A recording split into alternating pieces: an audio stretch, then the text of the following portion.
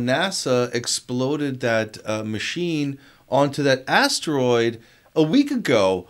Why? Why isn't the interest as immense as it was when that Apollo mission landed?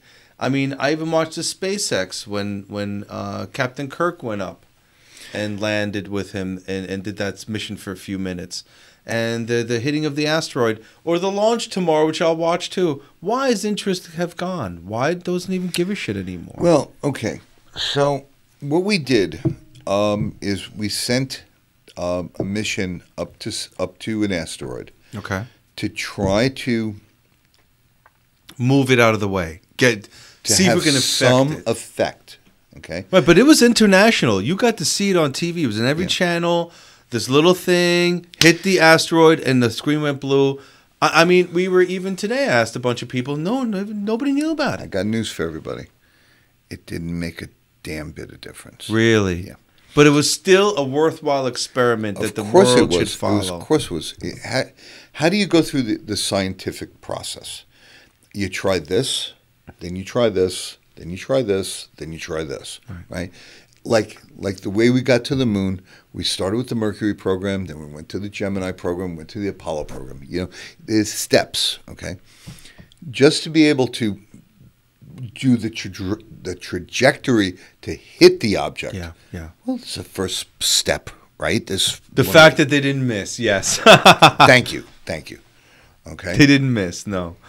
Now, I'm sure I would have missed if I was flying at the end. I mean, how do you hit that going at what, 40,000 miles an hour on top of it to this little rock in space? 20,000 miles an hour, and like it was like trying to throw a needle through a Cheerio from 2 miles away. Right. Okay. Yes. So you can imagine, like, you're going to take a needle and use it as a javelin and throw it through a Cheerio 3 miles away, 2 miles away.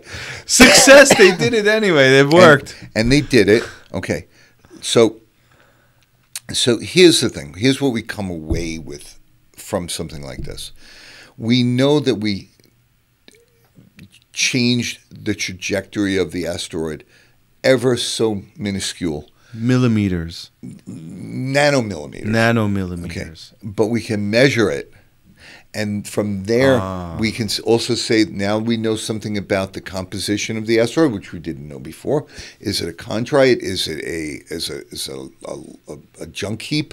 Is it like just a bunch of Cheerios? What is it made out of? It seemed like a dirt pile with rocks. I mean, Saturn would float if you put it in a swimming pool. Wow. What do you think about that? From like a mass point of view. From a specific gravity point of view.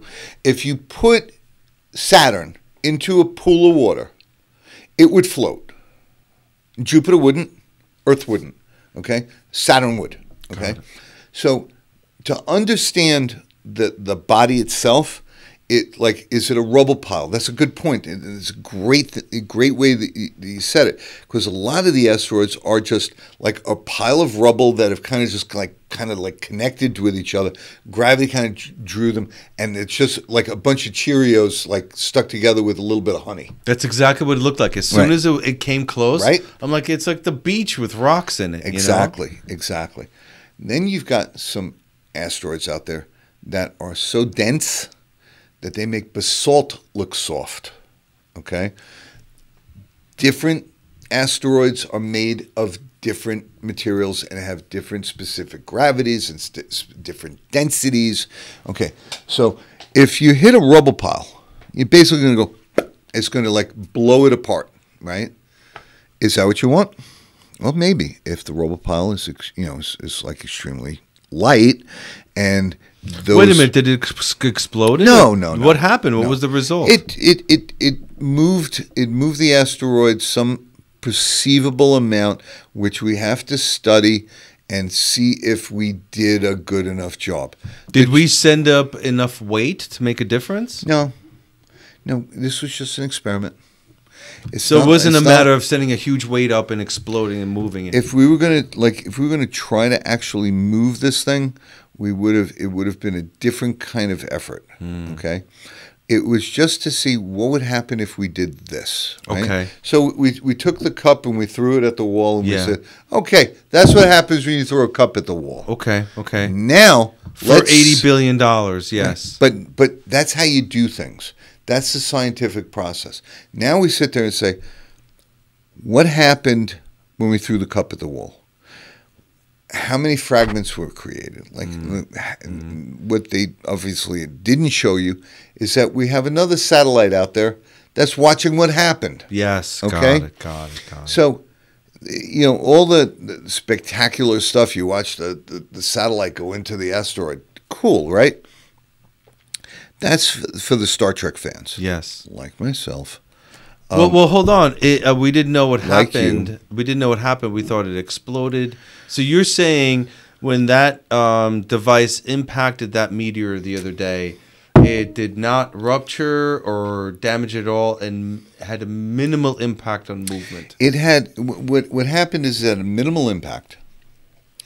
And what we're going to do now is we're going to study what impact it had.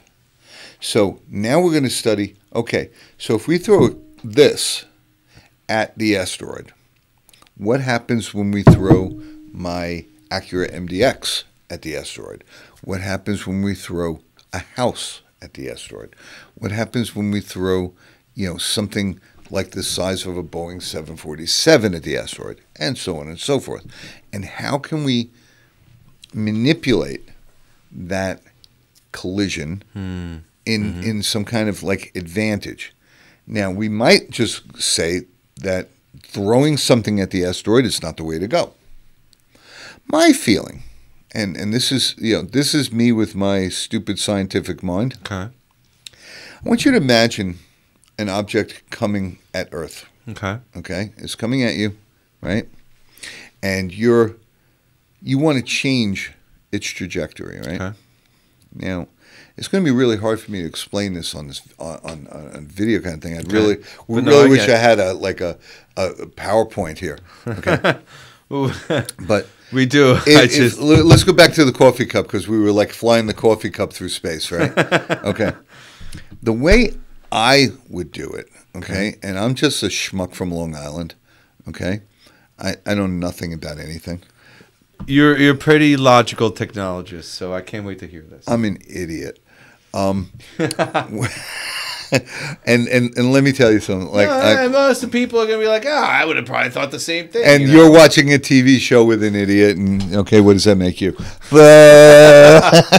No, stay on till the end. Okay. So here's what I would do. Instead of doing what Bruce Willis did in Armageddon, right? You're gonna land, you're gonna drill, you're gonna put a fucking nuclear bomb in there, you're gonna blow the motherfucker up. That made a hell of a lot of sense to me. Okay. I'm sorry, it was very logical. Okay. Here's what I think we should do, right? We send a probe out to that thing that's coming at us, and we go like this. Boom, boom, boom, boom. Multiple atomic blasts just in front of the object to make it go move, move, move, move, a little bit at a time. It might take 20 atomic explosions. It might take 50 atomic explosions. It might take 2 atomic explosions. Multiple just atomic to throw, explosions. just along the path of this thing's trajectory, you're just going to sit and go boom, boom, boom, boom, boom, and move it just a little bit, a little bit, a little bit. All of a sudden, it's missing Earth. Have a nice day. Go on with your lives, everyone. I love it. That's excellent. So, Micropops. Isn't it amazing listening to my bullshit? Wow, man. I want if that happens, bro, you coming back on the show. We're talking. No, but seriously, that's what I would do. Okay, that's what I would do. You can send a nuclear bomb out there, right? So you just you take a small Hiroshima-sized nuclear bomb, a 1 kiloton nuclear bomb, right? And you Starlink, right? Yes. Like Elon Musk is sending up 70 freaking satellites at one time, right? You send up 70 little nuclear bombs. I know it sucks to think about if this thing crashes. No, that was even in that movie. Don't Look Up. If you see Don't Look Up, they even had the same concept there. The whole idea of weaponizing space is scary. Yes. Okay, I don't want to do it. But listen, let's weigh things. For wow, we have no choice but to weaponize space. Thank you. Well, let's think about this. We don't weaponize space because we want to like be all huggy and happy and rainbows and puppies, right? Or we want to weaponize space a little bit so that we save our asses, right? I mean, it's like, okay, let's not blow Humans don't up. do good with weaponizing ideas. Yeah, but the thing is, the energy needed to move something of that kind of mass. When you think about something, if you've got, let's say, a object coming towards Earth the size of what destroyed the dinosaurs, like, say it's the size of Texas. Okay, that's pretty. The meteor destroyed dinosaurs. That's definite in North America, right? That actually happened in Yucatan Peninsula. 12,850,000 years ago. No, that's like 5 million years ago. Okay. You're thinking about like the one in Arizona, which was like the size of a school bus. No, they're talking about the one in North America coming to 12,800 years ago. That was the crater in Arizona. I thought it was the crater in further north, but maybe you're right. But did that get rid of the dinosaurs? No, that was like way after the dinosaurs. Like that didn't even fucking get rid of like saber-toothed tigers. So are you saying there could have been a civilization between the dinosaurs and what we have until that crash? Dude, like seriously, let's do another show. I mean, it's, like really. Between the dinosaurs and that event 12,000 years ago, what happened? I personally believe that there was a very highly advanced civilization living on Earth that was affected by a global flood that was probably, talked about and recorded in the Bible. Okay, I believe that there were civilizations here way before recorded time. Göbekli Tepe points to this. The age of the Sphinx points to this. The age of the Great Pyramid points to this. Yes. We've got Nangabal. We've got ruins in Mexico. Yes. We've got all sorts of different ruins around the world that points to like a civilization that had severe technology we can't explain today. Why did our leaders put the caveman story out then? Because it made sense. It made logical sense at the time? Sure. Well, because we didn't know about these civilizations? Maybe they just didn't know. It kind of makes sense. All of a sudden you come across Göbekli Tepe and it's like you've got these relief carvings. When I say relief carvings, it's one thing if I take this wall and I want to make like a picture of let's say Ed, right? I take away from the wall and I make you like you put your face into the wall, mm-hmm. right? And I take away a little bit of the wall to make your face, right? Mm-hmm. Mm-hmm. In Göbekli Tepe, which we know is way older than the Sumerian cradle of life story that we've been talking about. Yes. Way older. This is 25,000 years ago, possibly 30,000 years ago. What they did is they took away everything else and made it so that your face is protruding out of the rock. That's different. That's a different kind of technology, bro. Cuts. That's a different kind of technology. And there's pictures of dodo birds, which we know are, right, not extinct. We know about when they went extinct. And there's a dodo bird on one of the slabs at Göbekli Tepe. Somebody please explain that to me. Yeah, good point.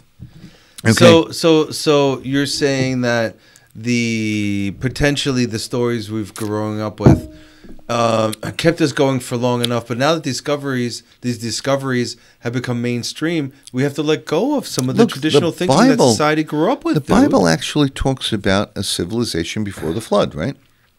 No, I thought the Bible talks about cavemen before. No, the Bible never talks about cavemen. The Bible talks about a civilization before the flood, and Noah builds an ark to save everything during the flood. God tells them there's going to be a flood. You're right, bro. Right? Okay. And how long did Noah live?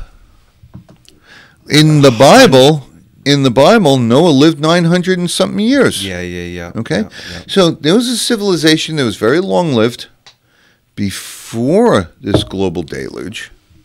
Holy shit, bro. And in the Bible records it, maybe not specifically accurately, but close enough. Don't you guys out there believe or had the impression that cavemen were talked about in the Bible? They weren't. Cavemen were not talked about in the Bible. Cavemen were never talked about in the Bible. Here's the funny thing about it. Your DNA might have Cro-Magnon DNA. Or I look like a Cro-Magnon a little bit, so you never know. You do not. You're very European type of dude. The head thing going on here. Or Neanderthal? Yeah, Neanderthal, different race. You know the TV show Expedition Unknown? Yes. One of my it's one of my favorite TV shows. Yes, I love Josh Gates. I love that TV show. I really do. He had his DNA analyzed. He's got Neanderthal DNA. Really? Yeah. Okay. DNA from Neanderthal and Cro-Magnon have survived in us and can be traced if you have a DNA scan done at the right level. Really? Yes, without a doubt. Homo sapien interacted and had sexual relations with other Homo erectus, Homos Neanderthal, different versions of humans before we came along. It's a fact that we interbred. Okay. And while I might not have any Cro-Magnon in me, I might have Neanderthal in me. Interesting. Depending on where my DNA comes from. Okay. Right? I never had my DNA analyzed. The point is that when you analyze this, we know there's certain DNA characteristics from Neanderthal, and we could take these two like offshoots of humanity, and we could say we know a lot about them because we have a lot of data from those two offshoots. Homo erectus, not so much. It's much older, right? Homo epithecus, that's a different one. It's like a different offshoot of humanity that didn't make it to the final party, right? There's so many versions of humanity that didn't make it to the end. Homo sapien made it to the end. None of the other ones did. What do you anticipate is happening on these other inhabitable planets? Is that same evolutionary process? Of course it is. Taking Why place? Why wouldn't it be? Why wouldn't it be? And so we go to another planet, and let's face it, like by our technology right now, with the rockets we have right now, if we tried to get to the nearest star to us, there's a trinary star cluster, kind of close to us, okay, 2 light years away from us. Okay, what's it called? Do you know the Proxima name? Centauri. Okay. We've got Proxima A, Proxima B, and Proxima C. It's a trinary star system. They're the nearest to us. Nearest to us. If we tried to use the rockets and technology we had now, it would take about 30,000 years for us to get there. Wow. Okay, that's pretty far. Okay. If we can go just under the speed of light, right? Just say like 0.99% of the speed of light. We get there in 4 years. Wow. And what will we find? You're saying a similar evolutionary process based on the chemical or makeup of that particular sector. Negative. Proxima B has a planet around it that is kind of like Earth. Problem is, it's a little too close to its star. Its star is there's a temperature issue or something. Well, there's a temperature issue, and it's also it's tidally locked. Okay? So like the moon, it's always one side facing us and always one side away from us. We say the far side of the moon, but actually the dark side of the moon, as Pink Floyd would have us believe, it's not the dark side all the time, because sometimes it's facing the sun and it's completely lit, and our side is the dark side. Yes. Okay? Yes. when you say tidally locked, it means this side of the planet is always facing the planet that it's on. Got it. And Proxima B has a planet around it that is about the same. I'm going to say a little bit bigger than the Earth, but you wouldn't have a problem with gravity or anything like that. Okay. Like some of these super Earths, you'd like land on, and like I weigh like roughly 200 pounds. I'd weigh 900 pounds on this planet. Wow. Okay. Imagine trying to get up in the morning, bro. I mean, like what happens then? It's like, well, it's just a little bit of gravity. It's like, it wasn't the scotch you drank the night before. Do you like the Interstellar movie and the way they describe science? No. I think that Hollywood has a horrible sense of science. They show the black hole and them going through it. You're not going through a black hole. You go through a black hole, you're dead. There's no coming out of the other side of black hole. Matthew McConaughey did it just fine. No, Matthew McConaughey is a great actor. And you know what? I like his character more than Interstellar. I like his character in that Jodie Foster movie. Yes. Contact. I thought, like, as a religious leader, I thought he did really, really good. He portrayed a religious leader really good in that movie. I seriously would suggest to everyone that watches this podcast to watch the movie Contact. I love What a great movie. I've seen it multiple times. Jodie Foster, one of the best movies. Written by Carl Sagan. Really? Yeah. Contact was written by Carl Sagan? Of course it was, bro. Of Wow. course it was. It was turned into a movie after he passed away, but he wrote that. Really? Yes. Get out of here. Yes. Look at the credits. Carl Sagan wrote Contact. That's amazing. Can you? The whole idea of what would happen to us if we made contact with an extraterrestrial signal. How would it happen? How would it manifest itself? What would happen? How would the government react to it? Like all of those things, that happens in Contact. And, I mean, James Woods plays like a great character. I love... Richard Rank. Yes. Right? Yes. What's his name? The guy who's in, I forget his name. And of course the father. No, the father was great, but I love the religious connotations, right? Richard Rank was played by the guy who was in the movie, the Stephen King movie, The Stand. I forget his name. And he's like the ultra-religious person sitting at the president's table. I think there are religious connotations here. This where you have to consider these things, and it's like, everybody's going to get a mouth at that table, Good point, sir. Even the people. Everyone will have their opinions. And listen, I believe in this. Now I'm going to go out on a limb here, and I am not a religious person. I'm an agnostic person. I believe what I see, what I could prove, what I could prove out. Okay. The scientific part. Yeah. It's not that I'm an atheist. An atheist is a person that just doesn't believe in God and doesn't want to hear about it. Yes. Okay. As a scientist, I think that the best thing we can do is to take all the information we can get at any given time and always analyze and reanalyze and always say, how can we, now that we've got new information, how do we put that against the information that we had before, right? I'm not saying that God doesn't exist. Is there a creator out there? Great, okay? Can we prove it? Yep, there's some things to say we can prove it because of things we don't understand. I have a friend of mine, and I'm not going to mention his name, but he's a clown. And he is. He's an absolute like ass clown. Okay? But he's like a great guitar player, and he's a complete moron as a human being. Like doesn't know anything about anything except how to kick carpet and put up drywall. Okay? But he and I had a conversation one day about this. And like Russ Bresloff, if you're listening, you know the guy I'm talking about, right? And a few people that might be listening who know Russ might.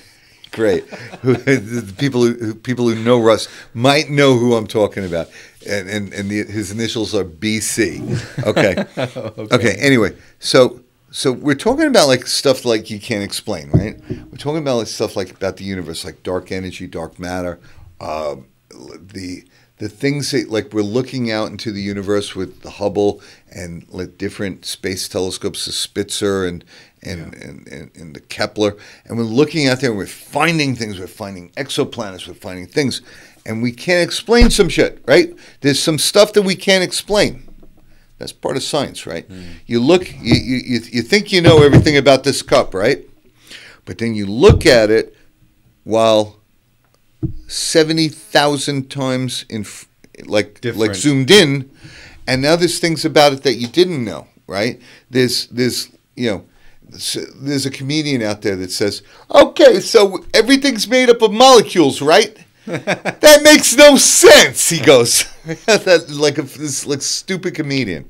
No, it doesn't make any sense when you're stupid and you don't learn anything about anything. Yeah. Right? Yeah. It's a weird thing about atoms and about the way we're put together. The smallest atom in our known universe is the hydrogen atom. It's got one proton, it's got one electron, no neutrons, right? It's the simplest element we know of. It's what makes suns go boom, right? Because the sun is basically a nuclear reaction. It's not a nuclear reaction, the same type of nuclear reaction that happened at Hiroshima and Nagasaki. That was fission, which we take a really dense particle like plutonium, we break it down into smaller particles. This is fusion, which we take a small particle and we make bigger particles out of it, right? So different thing, right? We don't know how to do fusion. We know how to do fission. We can break shit, take a big atom and break it into little shit. We know how to do that really great. There's like humankind can break shit all day long, right? What we don't know how to do yet, and we're learning, is how to take a hydrogen atom and take another hydrogen atom, put them together and make a helium atom, which has 2 electrons and 1 proton, and we're flying around now, but there's a proton that gets lost, right? And that's the energy that the sun creates. That's fusion. It fuses 2 atoms together, and the proton that gets lost, or as we go through the different elements and we get up towards iron, that electron, a proton, or neutron that gets lost in the creation of the next step up, that's the energy that's released by the star. So when a star gets to a point where it's making where it makes iron, right? Fe, iron. The second the star makes iron, it goes boom. It's a type 1a supernova. The second a star starts making iron, it goes all through the periodic table. It gets to iron. The second it starts making iron, it goes, fuck all. Boom!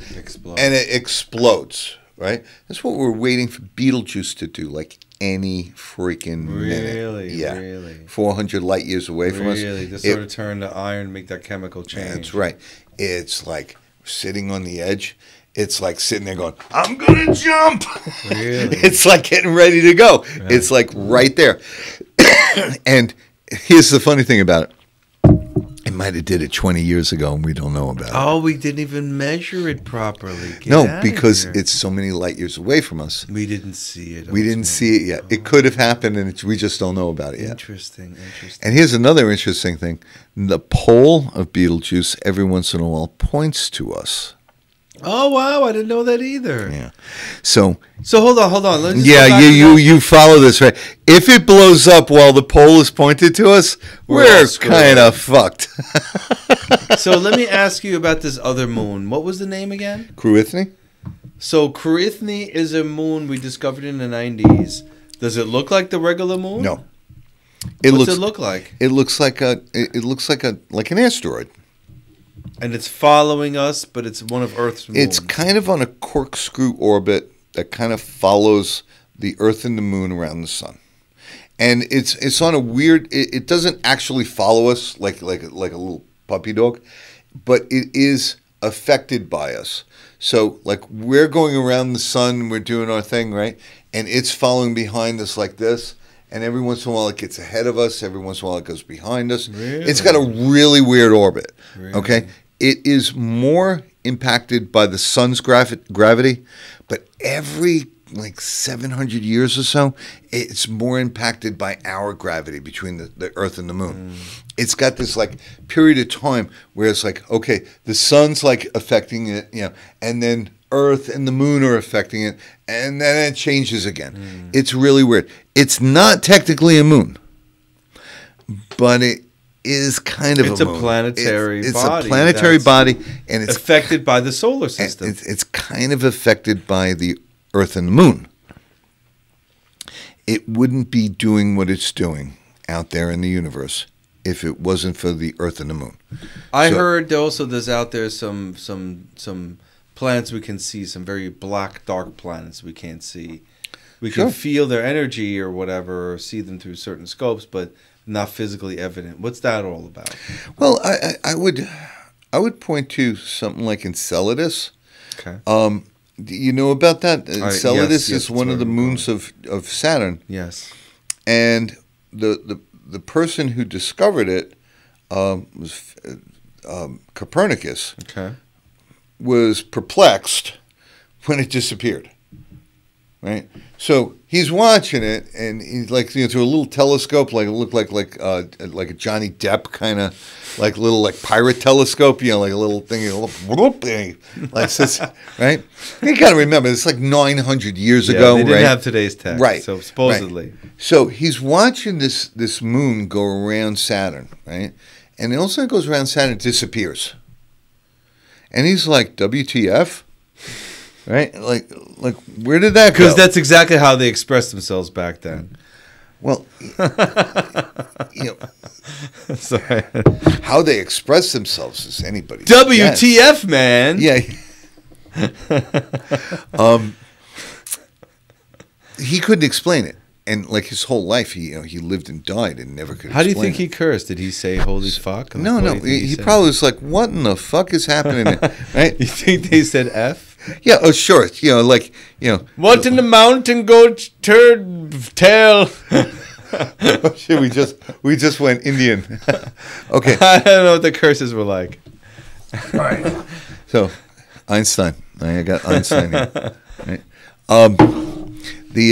I wonder if Einstein cursed and said "fuck" a lot. Oh, of course he did. Of course he did. You think he said "fuck" or he's used more scientific? Maybe he said "fucking Z." He was like kind of German. No. "Fuck" is I think fucking. Fucking. Fokker. Fekin.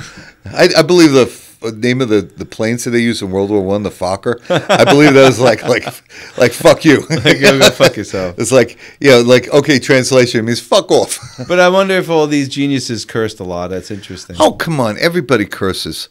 Like you're gonna sit there and get like upset because like Copernicus is be like fuck.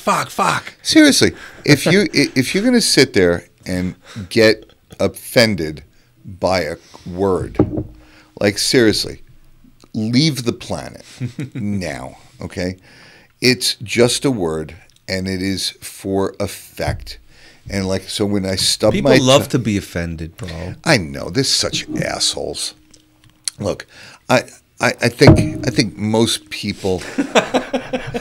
Well, most come on, point, come on, show it. Every time he takes a sip, he's at a point where he can't drink anymore. He just spills it on himself. Okay, at least I'm not spilling it on myself. I'm going like this. I'm moving the camera so they don't notice it. But this is the third fucking spill. That's the third time you spilled that shit on yourself. And I'm like trying to be cool, like, I'm not going to say anything. But you know what? The third time I'm going to call it out. Dude, you're fucked up. I got shit all over my shirt. I'm sorry. I got to say, this is the most fun show I've ever done with you, bro. Let me clean this up. All right, here. hold on. Let's all right, hang on here a second. Let's get this shit straight. All right, here we go. Okay, first of all. The cam left. First of all, right, get this right, okay? All right. Because we're going to do Ubers Is it on the way. legal to drink on the show? I think so, right? I mean,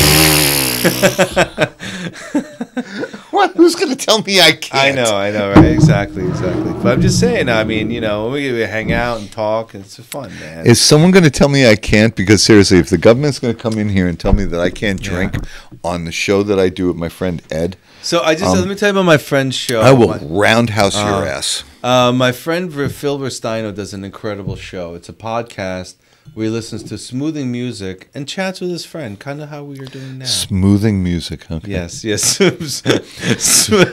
like, is this like jazz? You want me to talk about jazz? Listen, I just invented a new style. It's called smoothing. Smoothing. Smoothing. It's a mix. It's sort of a mix between multiple genres. I'm gonna fall off my fucking chair. Smoothing. No. I just gotta tell everybody, like, this, like, I hate jazz. Bro, jazz is fucking awesome. Get out of here, man. Sucks. It's because you can't play it. No, I can't play it. No one else can. And There's people. No. Here's the thing. Even the people that think they know how to play it, they say they go and they call it jazz. Right? It's like the only thing I hate more than jazz are people that like jazz. Okay, they sit around, they eat their brie, and they drink their Merlot, and they. Oh, like you sit there and hang out with them, right? And wait, brie, cheese, and Merlot, it's like all part of the whole... Yeah. If you're into jazz, you're into brie and Merlot, right? Okay. Shut up. Oh, okay, nice. Wait a minute. So my point is, if you hang out with a bunch of jazz people, right? You hang out with a bunch of jazz snobs, yes, right? Yes. Those assholes that like jazz, and they're all assholes, okay? Okay? No, they are. They're all assholes. Highly intellectual individuals. Highly intellectual idiots that like Sade, okay? If you like Sade... She's good, man. What is it? If you like Sade, you need a freaking examination. Sade. Right? Okay. Let's get some straight. I want you to imagine something, right? You hang out with a bunch of heavy metal dudes, right? No. Fucking follow me, because I got a whole point to make. I'm there. We're already like 45 minutes over, right? Who cares? You're hanging out with a bunch of heavy metal dudes, right? Yes. And he's like, "Hey man, like, did you check? I want you to check out this like jazz thing, right?" And you sit there and you put it like you stick a CD in the CD player, or you pull something up on the internet, right? And it's like, and everybody in the fucking room are like, "Wow, man, that's pretty fucking cool. Like, I can't play that shit, right?" Like the heavy metal guys are like, "Wow, that's pretty fucking cool." Okay, now, I want you to transpose yourself into a room full of jazz snobs, right? They're all like professors, and they're actors. They're actors and professors, right? And they're like, you know, like classical musicians, right? Because classical's cool, and I don't want to bunk on classical, okay? But jazz, like, you got a whole bunch of people in the room eating their brie, the brie, and drinking their Merlot, and talking about how much they hate Donald Trump, okay? And you sit there and you go, "Hey guys, did you hear the new Queensryche album?" right? So if you say that in that room, everybody in the room thinks you're a mental case and you're pity worthy, and like wow, like, why are you even, like, who let this person in here, right? Come on, bro. Like, there's what's metal a dudes who love jazz. What's a Queensryche, and why am I talking to this human being, right? But hold on, I'm talking about the people that work at the UN. Okay, right. I'm talking about the people that like work at the Ministry for Truth. Yeah, but check it out. Metal guys can listen to jazz, but jazz guys don't listen to metal. Metal people. Let me explain. Rock and roll metal people, like you could be like into Joan Jett and think Joan Jett is like the greatest thing ever. You could be in like she's rock pretty good and roll. Looking for her. No. Listen, I love Joan Jett. You could be like thinking that the Rolling Stones are the greatest band ever. You could think the Who is the greatest band ever. Whoever your like God is, right? In rock and roll, right? You could be thinking like Rush is great, Maiden is great, whoever it might be, right? And someone comes in and they say, and start talking about like some jazz thing, and it's like, "Well, put it on, let me hear it." And they like all this, like, you know, Q to the 14th fucking, you know, over 4, you know, divided by 9, like all these like freaking riffs, and the heavy metal guys go like this. "That's pretty fucking cool shit, man." I see. I see. But the jazz people sit there and go like this. Fuck anything not jazz. If you're not listening to jazz, you are not anything near the quality of human being that I am, and you are beneath me. And I will not. Even having a conversation with you is impeding my whole chi. Okay, but you have to admit, there's some really heavy technical stuff there. But metal, listen, even the dirtiest metal sounds better than jazz. I understand the math of music probably more than most people do. Okay, Mozart understood the math of music. Okay, and he. I drank without spilling. He died. You did. Yeah, look at that. Mozart died a pauper. Okay, my point is that anyone that thinks they're better than anyone else, does pauper mean poor person? Poor, yeah, poor person. My point is that anyone that thinks they're better than anyone else is a dick. Which is why I love Jimi Hendrix. He never thought he was better than anybody. No, he was a dude fucking jam. He was like a human being, like whose DNA was like way above everybody else's. Like he was like way more advanced. He really was an advanced human being, and I could cite examples, and I'd love to do a show on just my examples why Jimi Hendrix is a higher human being than anybody else. Joe just okay, two white guys talking about Jimmy. No, but it's nothing to do with white or black. It has to do with like who you are. Yes. All right. There's a lot of reasons why Jimi Hendrix could be considered a higher human being. All right. There's a lot of people who could be considered a higher human being. My point is, it's not about white. It's not about black. It's not about color. It's not about race. I'm Italian. Where are you from? You're from Vienna. What does that mean? German. Okay. You're basically a German background, right? Yeah. This is Vienna. Vienna's different from Germany, bro. You guys are famous for what? Strudel? Yeah, crepes. Crepes, right? That's cool. That's cool. I love crepes, right? I don't know. Fucking strudel and crepes. Okay. And sauerbraten. Wiener Schnitzel. Okay, so sausages. Vienna is known for Wiener Schnitzel. That's sausages, right? No, it's basically like a large piece of veal that has to hang over the side of the plate with lemon. Oh, that's cool. Listen, man, veal, I'm on. I'm with you.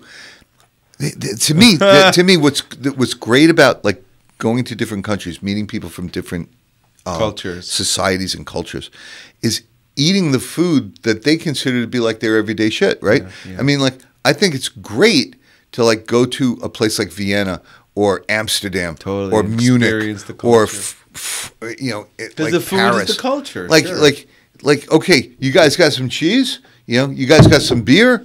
I love like Japan, Thailand, Australia. Like, what do you guys like snack on here? It's fun to learn about that.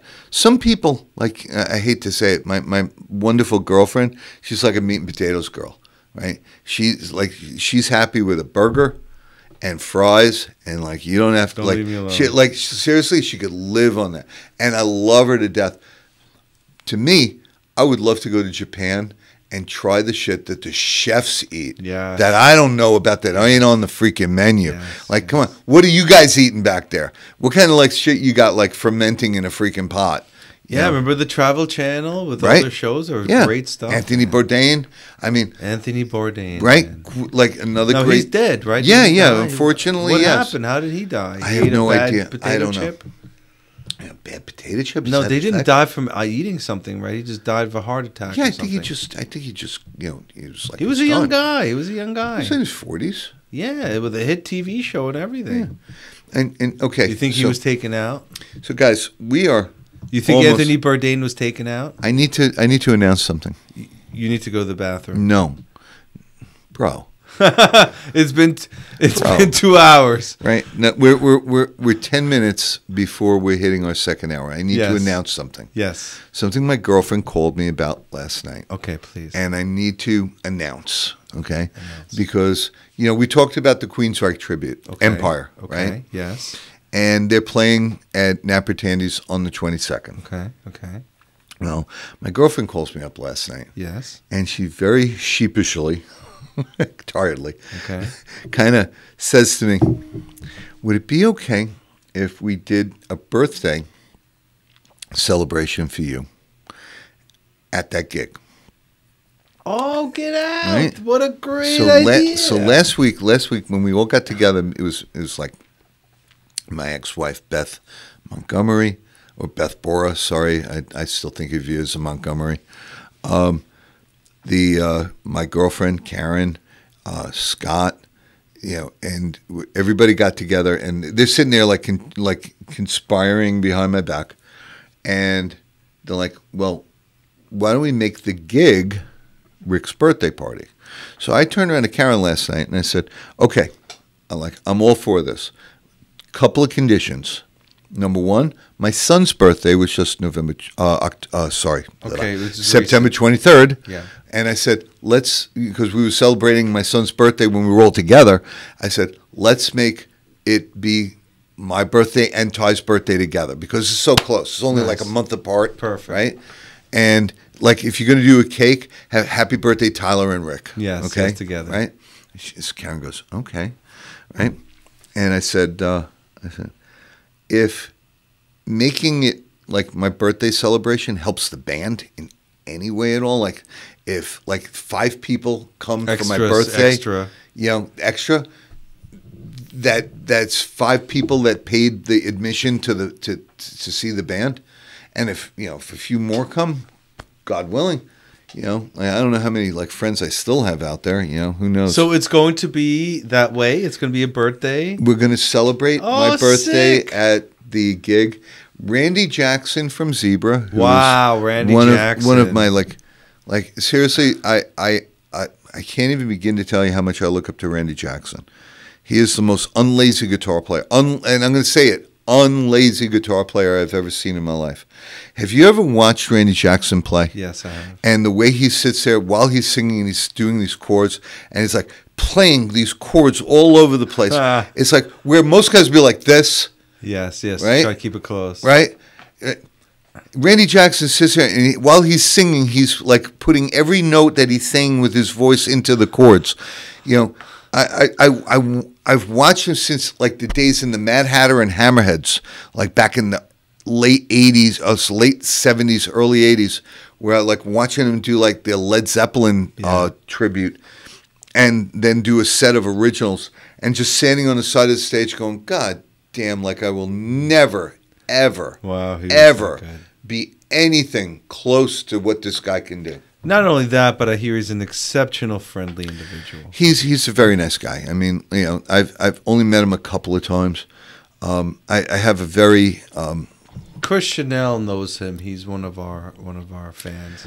I have an unfortunate Randy Jackson story, but I'm not going to share it. Okay. I'm just going to say that I asked him to stay for a Rock of Ages gig that he was going to do an acoustic thing warming up for, and I asked him to stay for our set, and I even offered to pay him, and I sent this message through the club owner. He couldn't do it. And he was kind of pissed that I even asked. Really? I thought that was kind of fucked up. Why? Listen, Randy, if you're listening, last night I was watching a video of you guys of Zebra playing at some concert in 1983 in Houston, Texas. Incredible stuff. And I'm sitting there, I got a tear coming out of my eye because how great you, Felix, and Guy were and are when you play together. I mean, clearly, really one of the greatest bands ever.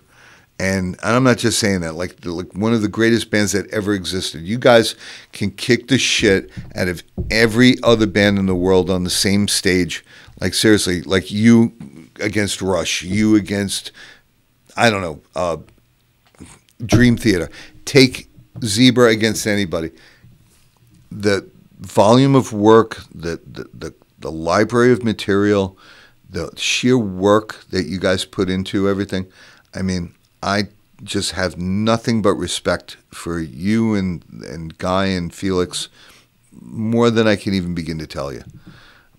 It kind of bothered me a little bit that you didn't want to hang out for my band's set, but maybe you didn't know who the hell we were, right? You didn't know who the hell I was. I get that.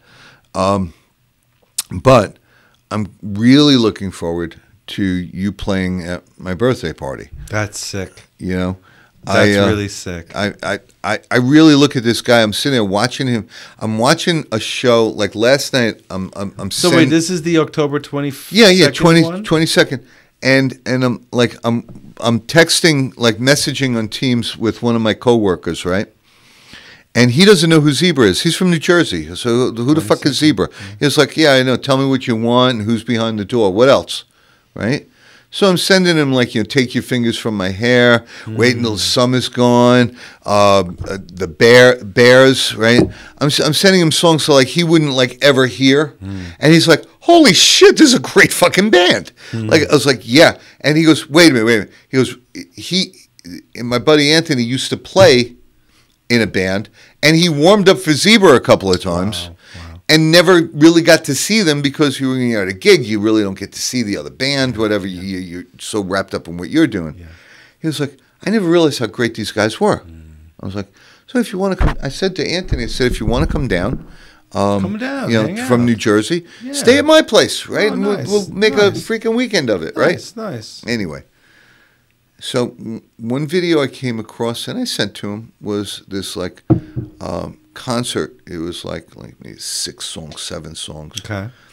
And they start off with the La La song. Remember that? La La La La La La. I know their music. Fucking A. Like, who comes up with that? Like, seriously. I mean, like, goddamn. And great musicians who understand melody. And there's a piece in there that, not any, like, I'm going to say, like, seriously, if you're watching this podcast right now, there is not one single person that realizes there's a part of the La La song that rips off a Simon and Garfunkel song. Really? Yeah. And I know what it is, okay? Because I'm smart. I suppose like somebody along the way like figured it out, but like nobody ever said it. Like I never read it on social media. I never heard it, publicized. Yeah. But there's a section of the Lalo song that says, leaves on the trees, nothing left to believe. I don't know the words. Right? That's a Wake Up Little Susie. There's a part in that song. Right? It's like the way Ace Frehley ripped off the Doors in one of their songs. I forget which one it was. Oh, that little part. Might have been Rock Bottom or something like that. Where like right? It's like a little bit of a ripoff, but it wasn't a ripoff. It was like a nod. It was an acknowledgement, right? It was all good, right? It wasn't like meant to like fool anybody, but nobody caught on to it. Oh, wow. Randy, I caught on to it. Interesting. Well, certainly an amazing band, and wow, happy birthday, man! That's Thanks, really man. awesome. The big 6-0, really cool that your friends want to do that together. Like I'm going to be 60. I mean, like, how the hell did that happen? Hey, man. I was 14 last week. Dude, don't matter, man. 60 is still young. You got another another 12 years? Well, look at you. You look healthy. You look young. You don't look your age. I drink. I smoke. And listen, I'm not long for this world, and I realize it. And I'll tell you what, I don't have a single fucking regret. How awesome! I'm glad things worked out the way they worked out. You're very forward, but you're out there. I'm glad the way things happen the way they happen. I'm glad my path crossed yours. And seriously, they're like really happy to be in the company of my good friend Ed here. We went through some interesting stuff together. We did. Everything. And it's a funny thing about me is when you meet me, you go through some interesting stuff. Yeah. but just to tie it all back to Hunter, I just have to say that the people, the executives of Hunter, are really great business people and nice people and care about folks. And it's so rare to see in business owners. And when I speak with him, it's a real conversation. I got to say, Jay Fun, the owner of Hunter Business School, is one of not only the greatest bosses I've ever had, and you were my boss too. Yeah, I mean, you and him are like right up there, like the two best bosses I ever had in my life. You and Jay. I mean, think about it. I was on the balls of my ass. living in my mom's basement. I had no credit, and I needed someone to co-sign a car for me. That's how you make a major. And Jay went down and took, like, out of his day and went down to Nissan and signed his name, said, yeah, I trust this guy, and co-signed for a Dodge Rogue. I mean, not a Nissan Rogue for me. And then did it again when I wanted to buy an Acura. So your former boss signed to co-sign for What boss have you ever had in your freaking life that would co-sign a freaking loan for a car for you? Yeah. Jay did it twice for me. I mean, and, you know, the funny thing was that in the second lease from Acura, when I traded up to my MDX from the RDX, they screwed up. They messed up on the trade over, and there was like, it was reported on the credit report that some payments weren't made, and it was their fault. And Jay calls me up. He's like, dude, you're messing up my credit, bro. And I went down there. I was like, I had them, and they wrote a letter. Basically, they fixed it and everything. And Jay was like so cool. He was just like, I knew it wasn't you, bro. You know, he was just like, I knew it wasn't you, right? I made sure that like the old lease went into the new lease like all perfectly and everything. Yeah, there was some mileage on the car, blah, blah, blah. Yeah, I rolled everything over perfectly. And when I went to the MDX and like finally like I didn't need his, you know, like, thank you, Jay. They're like on my third time around when I got the MDX, I didn't need him to co-sign. Something screwed up, and I'm like, you know, really? You know, you couldn't just let this go through. And they admitted that they were completely wrong, and they fixed everything on the credit reports. My credit report got a little screwy, his did. And he was so, what a gentleman. Really? Like, so totally cool about the whole thing, you know? And I was like, wow, Jay, thanks for not like blowing the hell up, because like, you know, you could have easily like just like exploded, like, you know, on like all over me, like, you freaking asshole. And he did nothing of the kind. Cool. You're very lucky to have like such a super human being.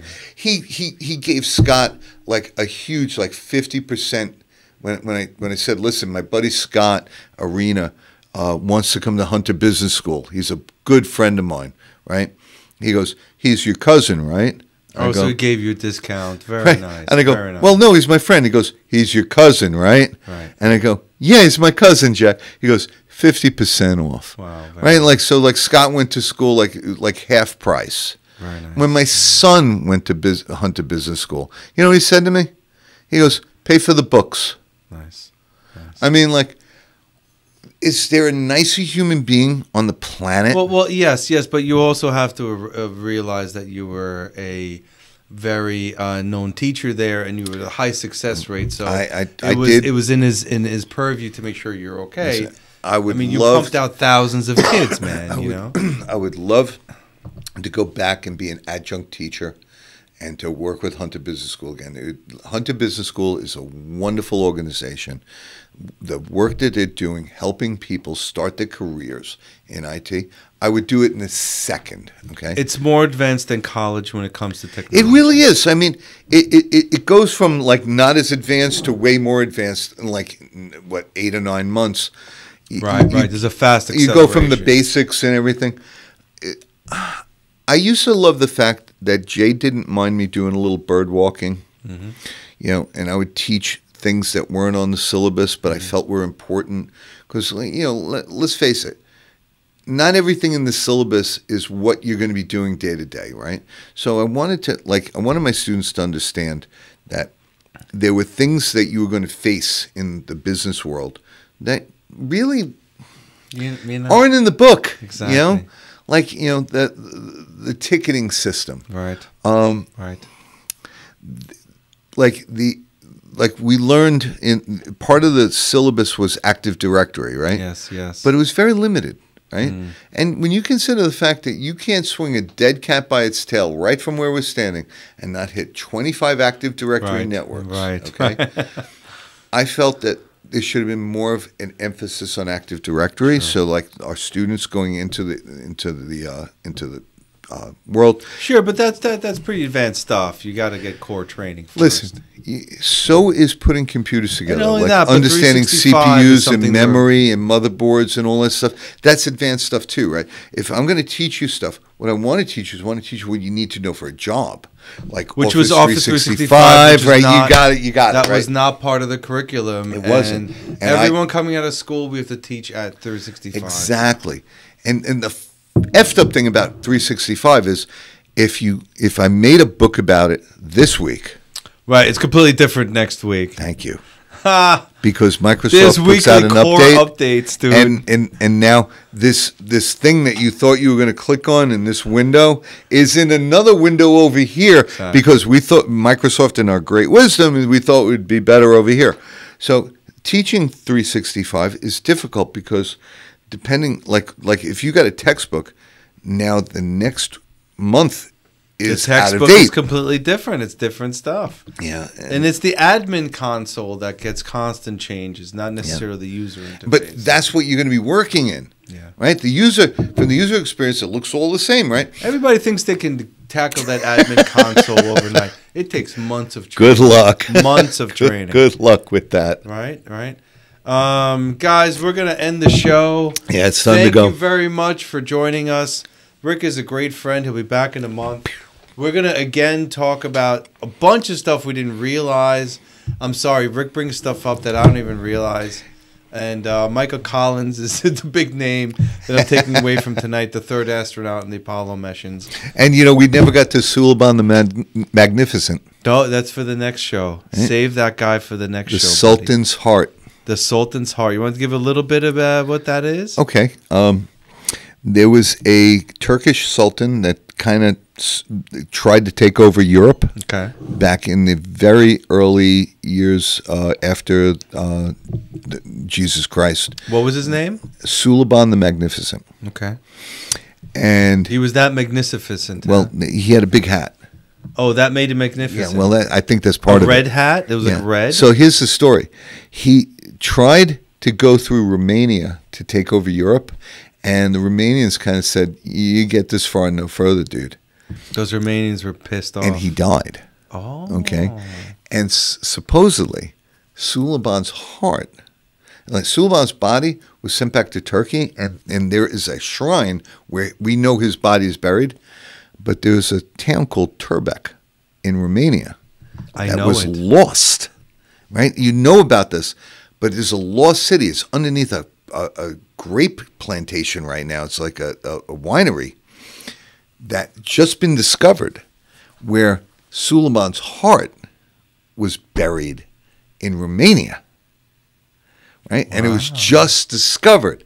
So it's like a cool little thing that I wanted to go. That makes a really good 15-second clip right there. Like, seriously, right there. I would love to go over with you. Next time we get together, we'll talk about Suliban the Magnificent. Well, I speak Romanian, and I'm part Romanian, so we can... Romania is an amazing country, man. That's where Dracula came from, Vlad Dracula. Well, that's where all of our Dracula kind of mythology. Dracula was the police commissioner stopping the Turks from hurting the women and children. That's right. Dracula was known for taking the Turks, who were nomads coming into the region, and destroying houses, raping women, killing children.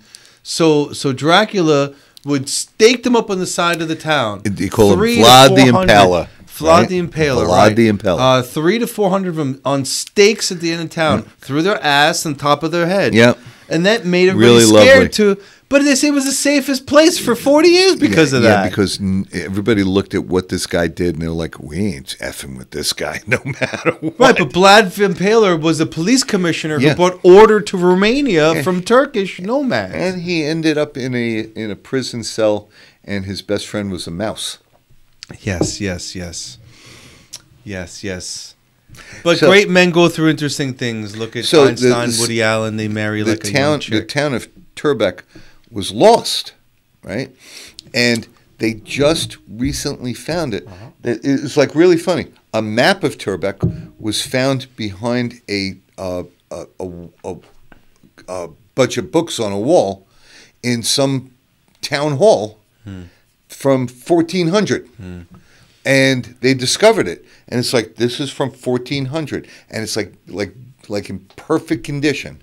And what they did is they found all of the things on that map they found buried underneath this winery. The winery, yeah, grape field. And it's like amazing because just like kicking over the dirt in the winery, Josh Gates from Expedition Unknown is finding like bits of pottery and. Let me interrupt you a second because I used to go to the Dacian Society meetings at a Romanian restaurant in Queens. And someone we knew How cool is that? Was the president, and they had found carbon-dated artifacts that said that the Dacian Society is the oldest society, and it was right there in Romania. Now, I will say I went to a number of meetings. The meetings ended with fantastic food and lots of drinks. And no one wrote anything down. Yeah, how could it not end without great food and great drink? I mean, we didn't get work done. We were hanging out, and nobody knows about Dacia except for those people who had a great time at the restaurant. The real historians, what have they do to get their stuff? I mean, Dacia is proven to have carbon-dated materials as the oldest stuff, but the group is like rather party and hang out. You know what I mean? It's there are stories, there are things that people just don't know about, and Sullivan the Magnificent is one of them.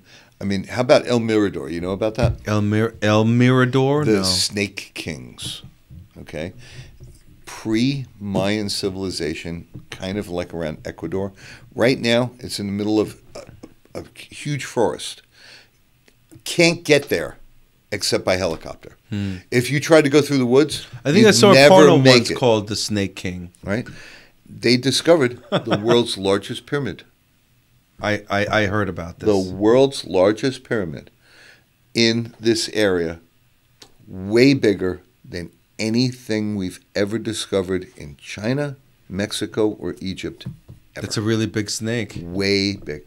We have never discovered where the Snake Kings were buried, but we have discovered using LiDAR. You know what LiDAR is, right? Yes, of course. It's for people who are listening. Ground penetrating.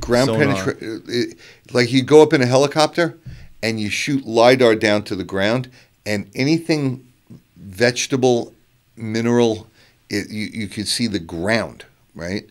So it penetrates all the trees and stuff. Sure. If you could see trees, like you've got a forest, you could see through the forest and see the floor.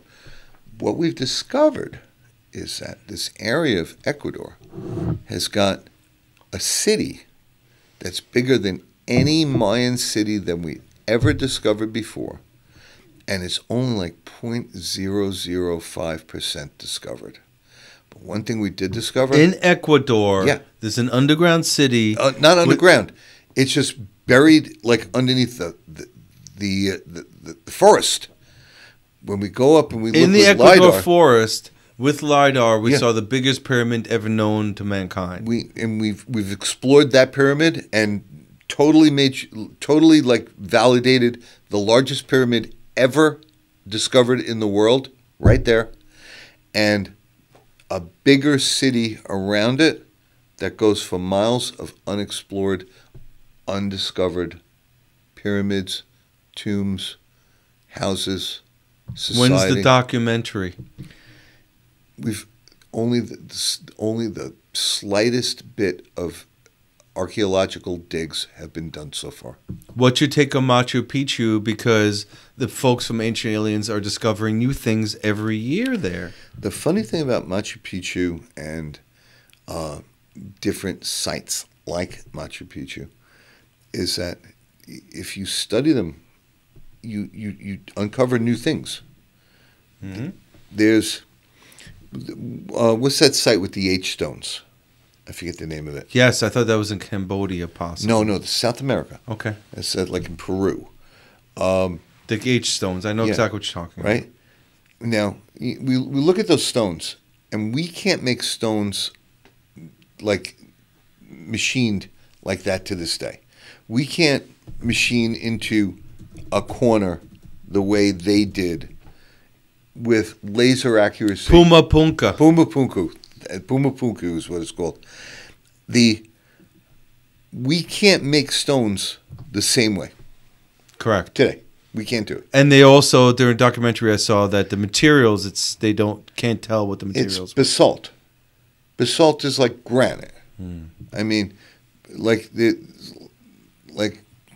you see marble, right? Yes, yeah. You see a marble floor. Yeah, Marble is soft. Yeah, right? Exactly. I used to do bathrooms and kitchens construction. And some marble have radiation, from what I see. There's regular white, statuary white marble. I could sit there and put like a 50 grit sandpaper thing and just zzz, and like make a nice round bullnose on that. You try and do that on granite, okay? Different result, really. Ain't happening. It doesn't come off as easily. You go through like 20 grit, and you're sitting there for like a lot longer, going through a lot more pieces, like discs of sandpaper, and like just to get to a point where you got like the angle you want. Now you got to bring it up to a shine, and then you got to buff it with rosin. And right. There's a lot of parts marble to this. Is really easy to work with. I could sit there and do I do like 250 feet of bullnose in like a half a day before lunch, right? Granite takes a hell of a lot more time. Good point. You get like 20 feet done in a whole day. You're good. You're pretty good. Listen, we're 2.5. We're an hour and a half. I know. Over. We're just insane, right? And let's leave the audience with something. If anybody decides to stay this long, what do you have to say about space and what's going on? Space. What's your take on space? Are we gonna see an inhabitable planet within our lifetimes? No. Why? No. Why? No. We might see something that don't we want to have that in our hopes? No. Doesn't society need the hope of an inhabitable planet? What we need is a way to get there. The only possibilities for us to get there is Mars. That's it. And we'd have to terraform it. Like basically we have to change its nature. Because the other inhabitable planets are physically too far away. That's correct. That's correct. So regardless, Mars will always have to be a median point, regardless, a nav point. The moon, then Mars. What about Einstein's things about space converging and finding these black holes? I don't care what the hell Einstein said. You can't go faster than you can go.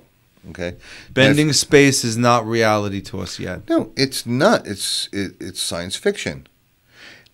If it becomes science fact, that's a different story. We'd make a warp drive. That's great. We're not there yet. We haven't even come close to that. I'll go back to, remember what I always say about space travel? The thing you need isn't a fast ship.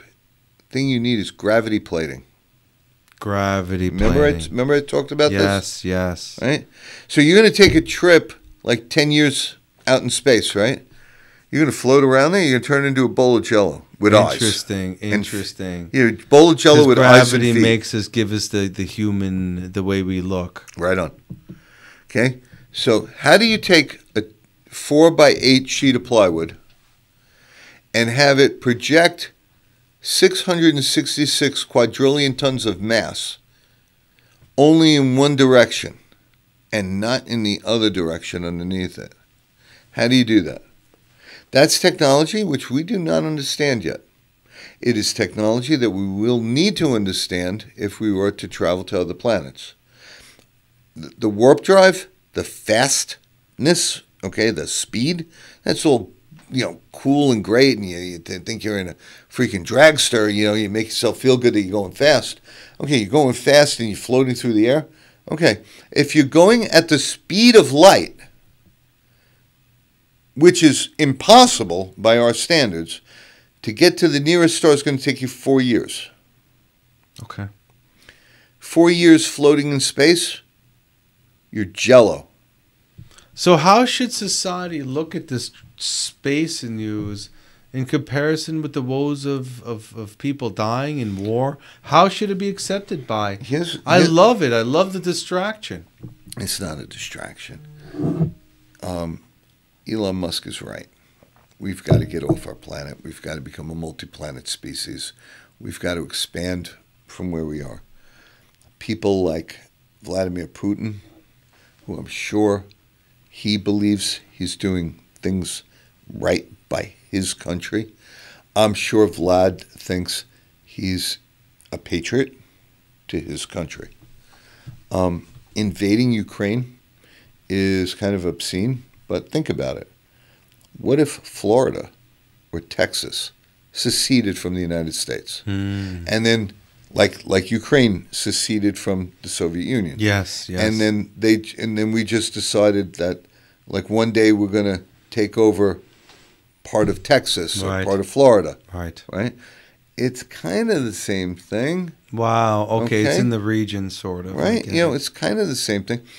I don't think Vlad realizes that, like, bro, you can't be making war in Europe. It was only like a couple of years ago where, we've got a World War II, and like Hitler is like annihilating human beings across Poland, Czechoslovakia, your country, and like so much of the other, the countries out there, sure. all these different areas.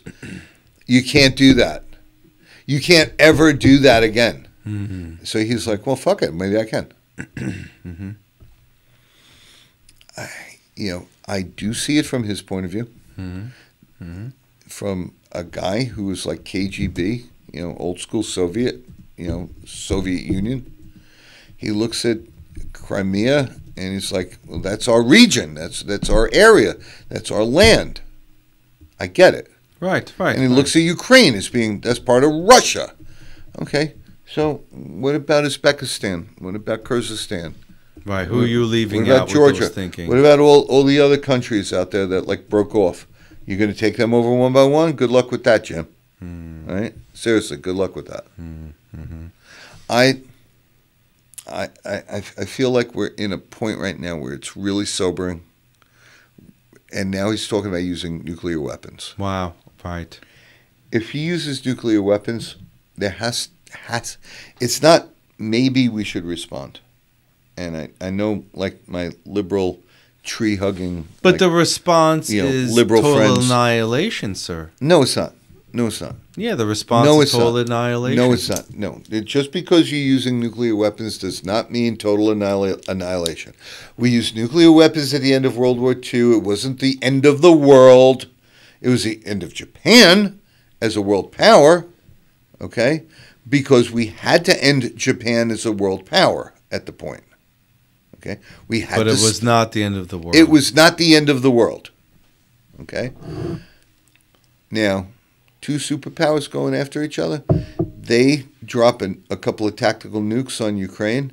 We respond. It escalates. Yes. Yeah. It could get really, really, really dark. Yeah.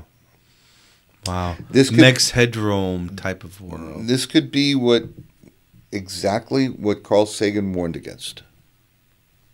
Do we have to go through it to experience it as a humanity? Yeah.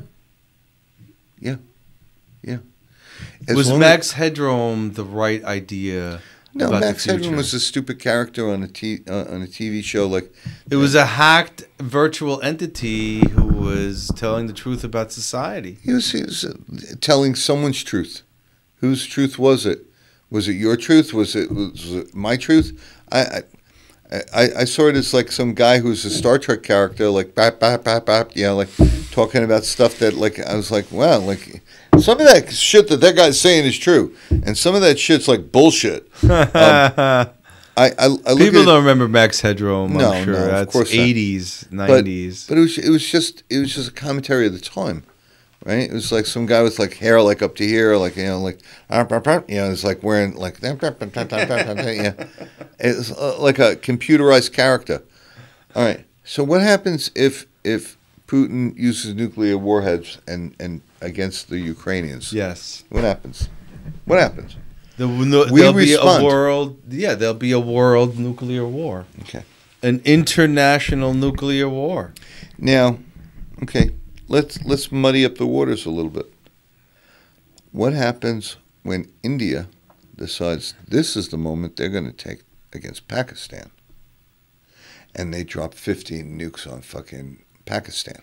I agree. I think if the first nuke goes out, everyone's going to drop their nukes. And then what happens when China decides, I've had it with Taiwan? Yes, their nukes are being dropped there. Okay. That's the end of the world. When everyone's had it and they're like, just launch the nukes because that's the end of the world. Because you've got India going, fuck it all, I'm shoving all in, right, in the poker game. And China goes, fuck it all, I've had it with Taiwan. Let me blow your mind. How do you know that's not what happened 10,000 to 12,000 years ago? We don't know. Could the previous society who lived here self-destruct themselves, bro? That's another show. That's a good question. We talk about cavemen, yet there's advanced societies. How do you know they didn't get to this point? There is evidence of nuclear weapons. I saw that on a documentary yesterday, bro. Being used in ancient times. There's evidence of it. You can't deny it. We've got elemental signatures of radiation that's older than we can explain.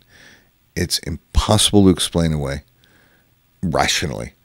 I don't have the answers. I certainly don't. We blew each other up, and then we restarted, and we forgot about that whole history. Could have possibly happened, yes. All right, CyberMaster fans, have a nice evening. See you next Wednesday. Good night, everybody. Bye. Love you. I'm going to do a little ending music. Da, da, da, da, Here comes the ending.